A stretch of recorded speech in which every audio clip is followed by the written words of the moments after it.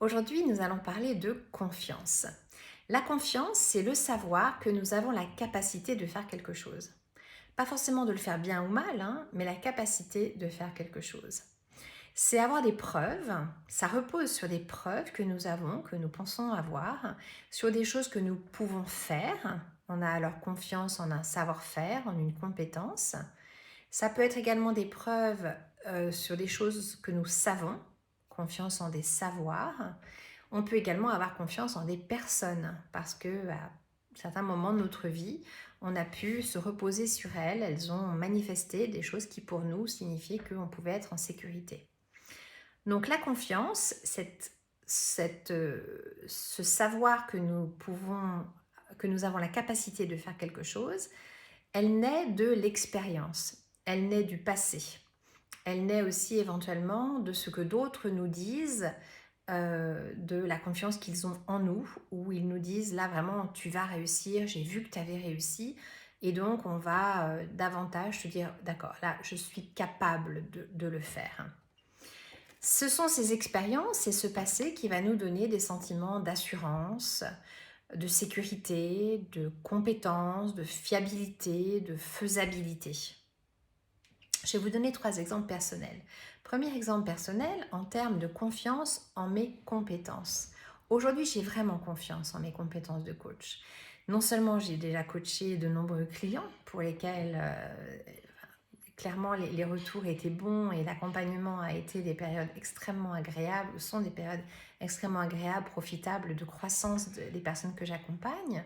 Mais en plus, depuis 2018 et le début de mes différentes certifications, j'ai tellement été coachée, que ce soit à l'égard de clients, mais également à l'égard d'autres coachs qui m'ont coachée avec des retours de pairs, etc., que vraiment aujourd'hui, je sais coacher. J'ai confiance en ma capacité à coacher.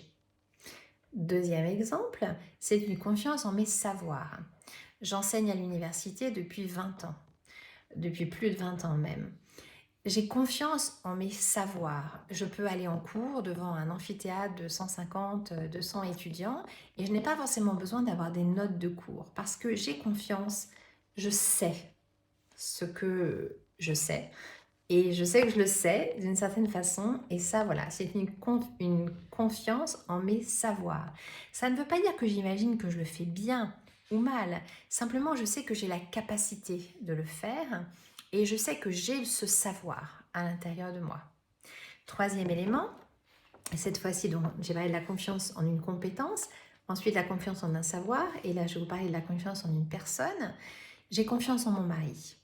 Ça fait 21 ans qu'on est mariés, ça fait 34 ans qu'on se connaît. On a vécu des tas et des tas et des tas de choses, du facile, du pas facile, etc. J'ai vraiment confiance en lui. On a eu l'occasion à maintes reprises d'avoir des difficultés pour une raison ou pour une autre et j'ai vraiment confiance en lui. Quand je pense à lui, j'ai de la sécurité, je sais que je peux vraiment me reposer sur lui les yeux fermés. Je sais qu'il ne me trahira pas, qu'il y a vraiment cette chose de sécurité fondamentale. Donc je sais que je peux lui faire confiance. Donc comme vous pouvez le voir, la confiance ne repose pas sur l'idée que l'on se croit capable de dans l'absolu. Elle repose vraiment sur l'expérience qu'on a et les preuves dans le passé que l'on peut faire quelque chose et sur le fait qu'on s'assoit en fait sur ces expériences-là pour avoir un sentiment de sécurité et d'assurance. Et par exemple, on sait qu'on va marcher, on ne se pose même pas la question, on marche et puis c'est même pas un problème en fait. C'est très différent de la confiance en soi, qui elle ne dépend pas de l'expérience, ne dépend pas des compétences, ne dépend pas des savoirs et ne dépend pas des autres. On en parlera la semaine prochaine. Alors, concernant d'abord cette question de la confiance, qui est la question d'aujourd'hui, je voudrais vous proposer cette semaine de faire le petit travail suivant. Vous prenez une feuille et vous écrivez tout d'abord « En quoi ai-je confiance ?» Et vous écrivez tout ce en quoi vous avez confiance. Tous vos savoirs, tous vos savoir-faire, toutes vos compétences.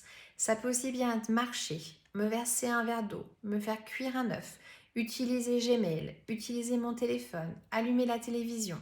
Vous faites la liste de tout ce en quoi vous avez confiance, c'est-à-dire que vous savez capable de le faire.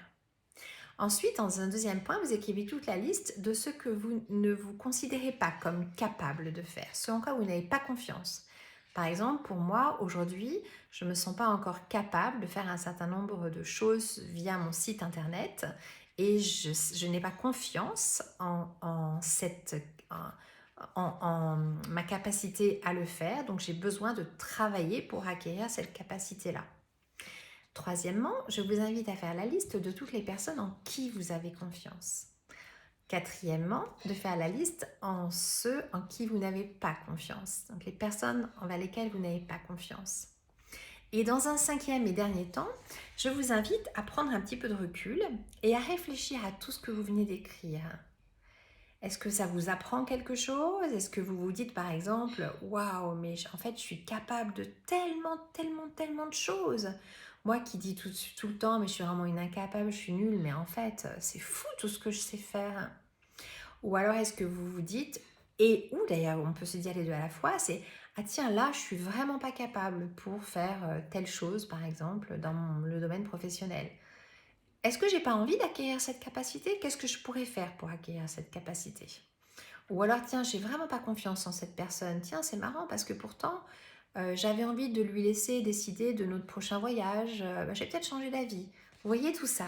Donc en fait, vraiment faire la liste pour prendre conscience de ce en quoi vous avez confiance, de ce en quoi vous n'avez pas confiance, et de ceux CEX et celles en qui vous avez confiance, et de ceux et celles en qui vous n'avez pas confiance. Parce que la conscience de ce que l'on pense, de ce que l'on ressent, est véritablement clé. Pour en savoir plus, je vous invite à prendre contact avec moi via le site www.ledroitd'être-moi.com. N'hésitez pas, on peut se rencontrer et discuter de la façon dont on pourrait aller plus loin. Donc moi, j'accompagne en particulier les personnes à la découverte d'elles-mêmes et mon propos est vraiment de vous aider à identifier votre zone de puissance, votre sphère de puissance.